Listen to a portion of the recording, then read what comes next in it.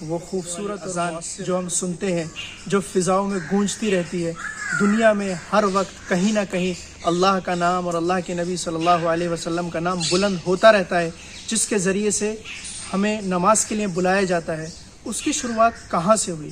کیسے ہمیں یہ خوبصورت نماز ملی؟ کس کے ذریعے سے اللہ نے ہمیں یہ نعمت دی؟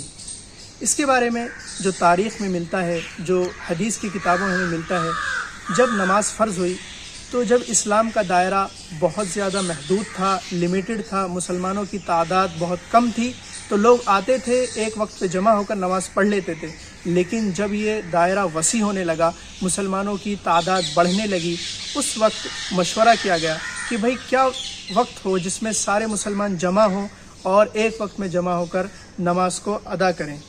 تو اس کے لیے مختلف مشورے کیے گئے۔ اصل میں پریشانی یہ آتی تھی کہ جب دائرہ بڑھا تو بہت سارے لوگ ٹائم سے پہلے آ جاتے تھے، ان کو بہت زیادہ وقت لگتا تھا۔ اگر وہ کہیں جاب کرتے ہیں، کہیں ملازمت کرتے ہیں تو ان کے مالک سے انہیں ڈانٹ پڑتی تھی، اور جو دیر میں آتے تھے ان کی جماعت چھوٹ جاتی تھی۔ اس لیے چاہتے تھے کوئی طریقہ ہو جس سے لوگ ایک ساتھ جمع ہو جائیں اور نماز کو ادا کریں۔ تو مختلف مشورے دیے گئے۔ بعض لوگوں نے کہا کہ آگ جلا دی جائے، جس طرح سے نصارہ کرتے ہیں، تو اس کو اللہ کے نبی صلی اللہ علیہ وسلم نے پسند نہیں فرمایا۔ بعض لوگوں نے کہا ناقوس بجا دیا جائے، جس طرح سے ٹیمپلز میں بجایا جاتا ہے، اس کو بھی اللہ کے نبی نے پسند نہیں فرمایا۔ اس کے بعد یہ دن ختم ہو گیا۔ رات کو صحابہ اسی فکر میں سوئے کہ کیا چیز ہو جس سے جمع کیا جائے لوگوں کو نماز کے لیے۔ تو اس کے بعد جب اگلا دن آیا، وہاں پر عبداللہ بن زید بن عبد ربی ایک صحابی ہیں، یہ اللہ کے نبی صلی اللہ علیہ وسلم کے پاس آتے ہیں اور انہوں نے کہا اللہ کے نبی، میں نے خواب میں دیکھا ہے اللہ اکبر اشہد ان لا الہ الا اللہ واشہد ان محمد رسول اللہ، یہ پوری اذان سکھائی گئی۔ تو اللہ کے نبی نے اس کی تصدیق فرمائی اور کہا بہت اچھا۔ اس کی وجہ یہ ہے کہ اللہ کے نبی صلی اللہ علیہ وسلم نے معراج میں یہ کلمات سنے تھے، لیکن اس وقت آپ کو پتہ نہیں تھا کہ یہ اذان ہوگی۔ پھر جب عبداللہ بن زید رضی اللہ عنہ نے آپ کو آ کر بتائے، اس وقت آپ نے تصدیق فرمائی۔